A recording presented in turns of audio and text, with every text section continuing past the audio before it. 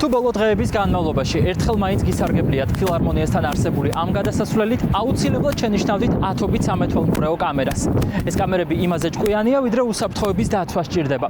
სავარაუდოდ ახლაც გვიყურებენ ჩვენს სახეებს და რეაქციებს იმახსოვრებენ და სავარაუდოდ გვისმენენ კიდეც, თუმცა სად ინახება ჩვენს შესახებ შეგროვებული ეს ინფორმაცია ამ დრომდე უცნობია. თბილისში სათვალთვალო კამერები სოკოებივით მრავლდება. ეს კადრები მელიქიშვილის ქუჩაზე დღეს გადავიღეთ.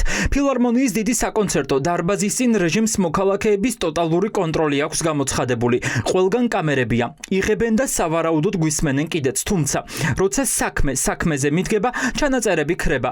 როდესაც ვიდეომ რეჟიმი, მისი პოლიცია ან სპეცრაზმი უნდა ამხილოს, ამტკიცებენ რომ კამერა გაფუჭდა და გადამწყვეტ მომენტში გათიშული იყო. უდავოა და არაერთხელ დადასტურდა რომ რა თქმა უნდა გარკვეული ორმაგი სტანდარტებით ხდება ამ გადაწყვეტილების მიღება და როცა ხელისუფლებისთვის სასარგებლოა, პოლიტიკური ინტერესისთვის სასარგებლოა, ხდება ამ ჩანაწერების ამოღება და როცა არა, მაშინ რა თქმა უნდა არა და ხდება ის რომ რაღაცა ტექნიკური მიზეზით ან რაღაც სხვა ფაქტორების გათვალისწინებით უარს ამბობენ ამ ჩანაწერების გადმოცემას. რეჟიმის ორმაგი სტანდარტი. რადიო თავისუფლებამ ამ სტატიაში აღწერა შემთხვევები, როდესაც გარე კამერების ჩანაწერები გამოძიებისთვის უმნიშვნელოვანესი იყო, მაგრამ ოფიციალური უწყებები ამტკიცებენ, რომ მაინც და მაინც იმ მომენტში არ მუშაობდა.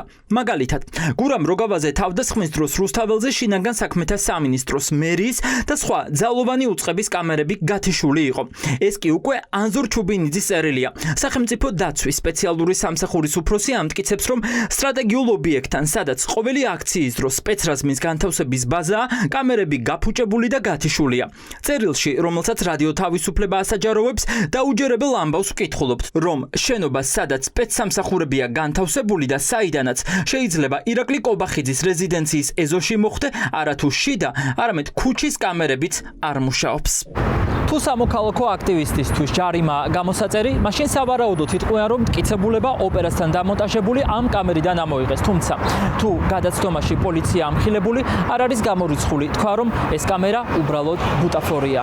დასჭირდათ ეს კამერები 360 გრადუსით მოძრაობს და აქტივისტების საქმეებში რეალურად იდება ისეთი მტკიცებულებების, რომელიც საერთოდ არაფერ შუაშია და სავსებით შესაძლებელია, რომ თქვენ საქმეში ჩემი კამერები იყოს, იმიტომ რომ იქ თურმე ეს კამერები იმდენ კარგად მუშაობს, რომ მთელ პერიმეტრს აფიქსირებს.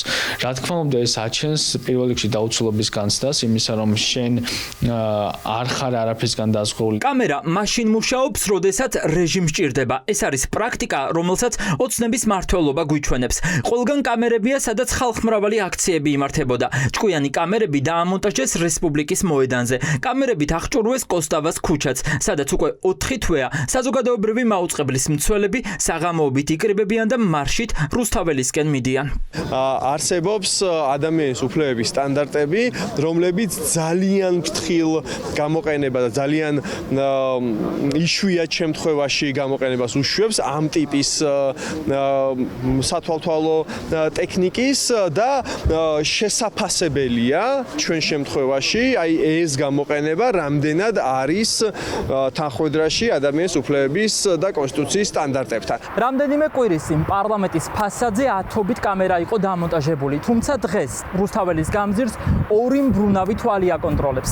ამ კამერებს შეუძლია გამოსახულების მოახლოება და სავარაუდოდ ხმის ჩაწერაც, თუმცა თუ ერთ დღეს გამოძიებას დასჭირდება, შეიძლება თქვან, რომ ჭკვიანმა კამერებმა კადრი ვერ გადაიღეს.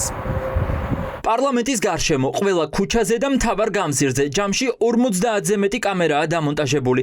აკონტროლებენ ყველა კუთხეს და ყველა კუნჭულს. სწორედ ამ კამერების დახმარებით აჯარიმებენ ანტირუსული აქციის მონაწილეებს.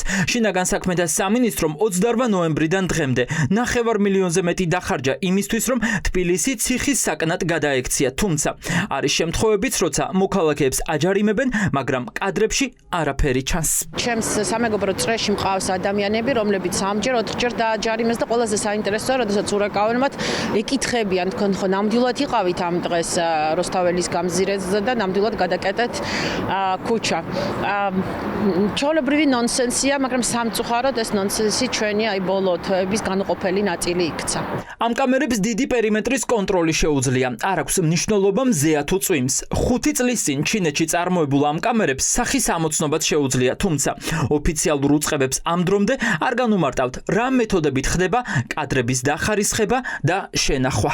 არის პერსონალური მონაცემების დარღვევით, როგორც განთავსებული, ასევე მათი გამოყენების პრაქტიკაც ხდება ადამიანის უფლებების და ქართული კანონმდებლობის დარღვევით. ჩვენ ნახეთ არაერთი კადრი, როგორ ასე ვთქვათ, იყენებს პოლიცია პერსონალური მონაცემების უკანონოდ შესაგროვებლად. ჩინეთში წარმოებული კამერები იმაზე ჭკვიანია, ვიდრე წესრიგის დაცვისთვის არის საჭირო. მაღალი ინტელექტუალური შესაძლებლობის მქონე კამერებს მხოლოდ გამოსახულების ჩაწერა არ შეუძლიათ. ასეთი კამერების დახმარებით შესაძლოა დადგინდეს მოქალაქის ასაკი, სქესი და განწყობაც კი.